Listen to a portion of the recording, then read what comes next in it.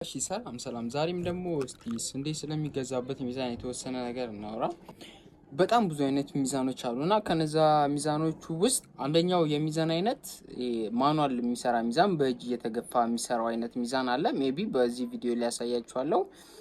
ሌላኛው ሚዛን ደግሞ ዲጂታል ሚዛን የሚባል አለ። ኖርማል በኤሌክትሪክ ሲስተም የሚሰራ ኖርማል የክብደቱን መጠን ራሱ ላይ ዲስፕሌይ የሚያደርግ ነገር አለ።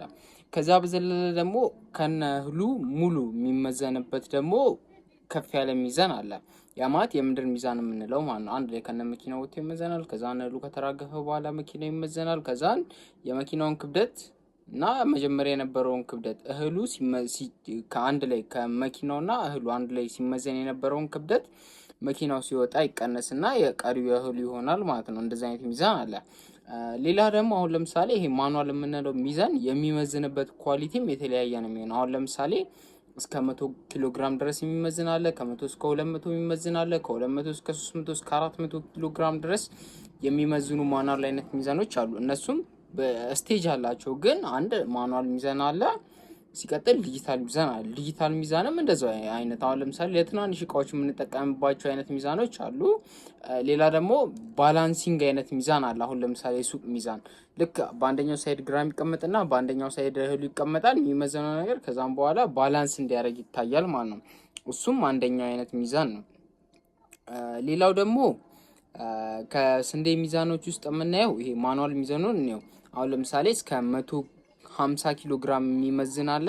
ከ150 ኪሎ ግራም በላይ ደግሞ እስከ 200 የሚመዝን አለ። 300 እና 400 ድረስ የሚመዝን አለ። እህሉን ኖርማሊ ሚዛኑ ላይ በማስቀመጥ ማለት ነው። ከሚዛን አይነቶች ውስጥ ለነጋዴ የሚስማሙ አይነት ሚዛን አለ። አሁን ለምሳሌ ዲጂታል ሚዛን ብዙ ጊዜ በነጋዴው ተመራጭ አይሆንም። ምክንያቱም መሰላችሁ አክቹዋል ዋጋውን አክቹዋል ክብደቱን ኔት ክብደቱን ያመጣል።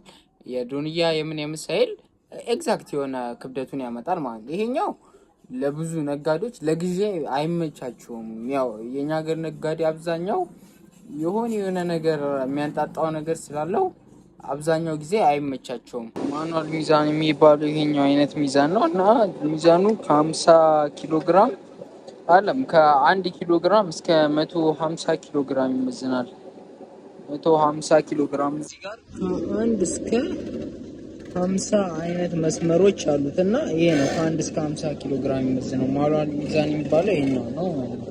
ከዛ ይሄኛው ከተጫነበት በኋላ ደግሞ ይሄኛው እስከዚህ ጋር ሲመጣ 100 ይሆናል ማለት ነው።